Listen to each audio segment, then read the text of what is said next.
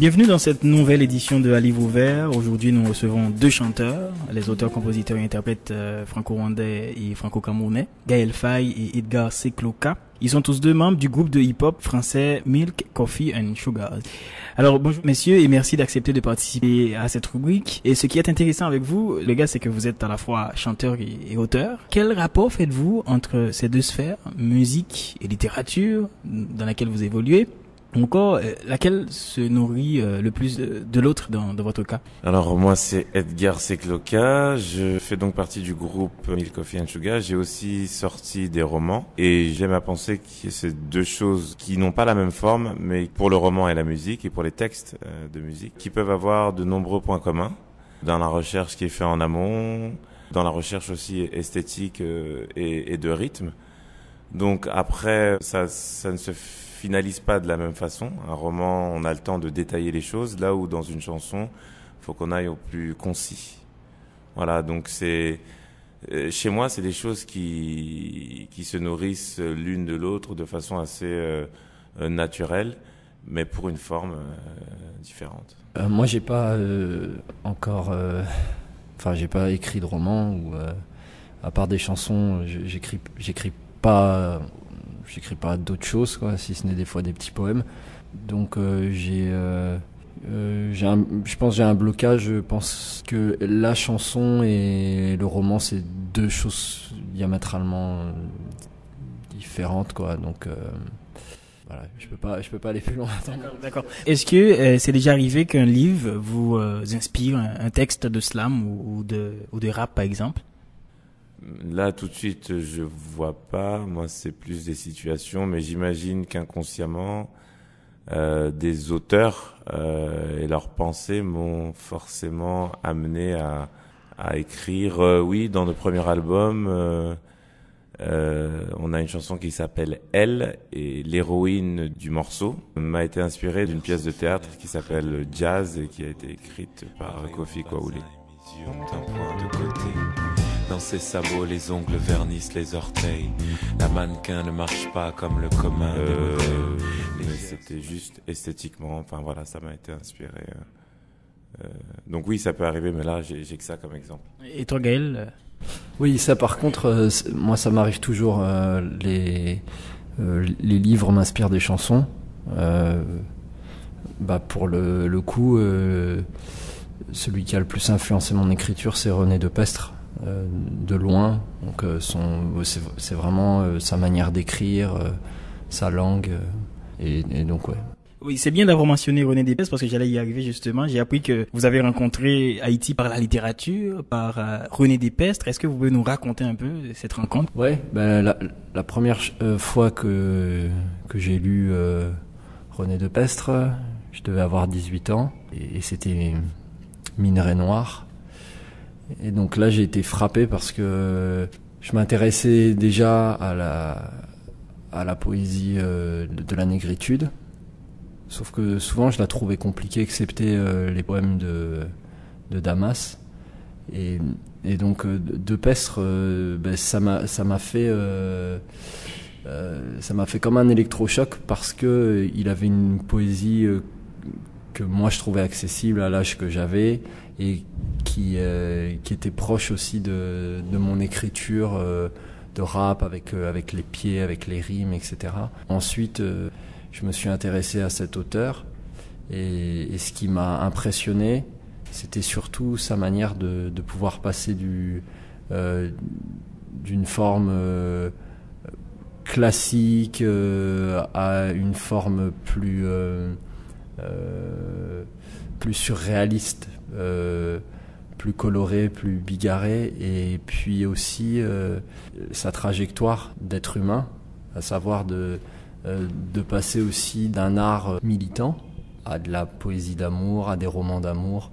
Et ça, moi, ça m'impressionne, et c'est vers ça que je tends aussi quand j'écris, quoi. Et j'ai du mal à penser qu'on peut évoluer dans son écriture si notre vie n'évolue pas avec. Et je crois que c'est ce qui est fort, quoi, dans la littérature et la poésie de Depestre, c'est que à chaque époque de sa vie correspond une manière d'écrire, une manière de penser, une manière d'agir. Et dans votre cas, Edgar, et d'un point de vue littéraire, quelle est votre histoire avec Haïti? Haïti, j'ai rencontré Haïti avec un texte et un documentaire sur les Restaveks. En fait, un documentaire sur les Restaveks qui m'a inspiré un texte. Je suis un Restavek, poussière de vie au destin écrit. Je suis pas pro Aristide, moi je meurs de vivre en Haïti. Un Restavek, slave, esclave, la bouche en bec. Ma chair, ma mère m'a vendu pour becquer des insectes. Je suis d'Haïti et j'ai vu qu'il y avait pas mal de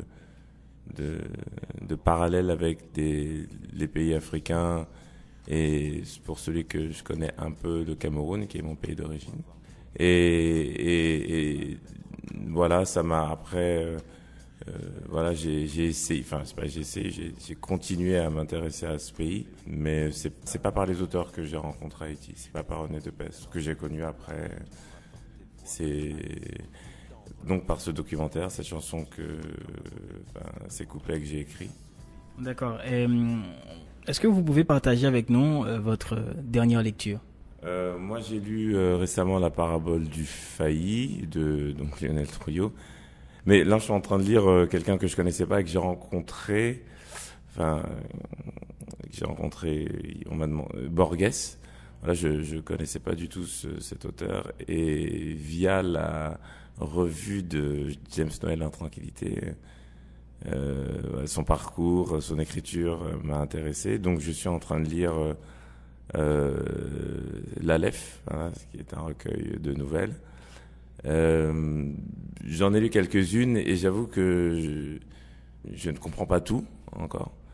Je sais que ces recherches, ces questionnements sont autour de l'être humain et paradoxes qu'il peut y avoir dans l'homme. Mais je suis en train de le découvrir.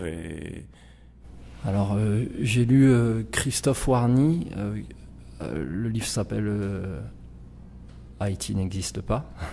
Et donc, l'auteur était un ancien conseiller de Aristide. Et je trouve que ce livre est intéressant parce que c'est une approche historique avec une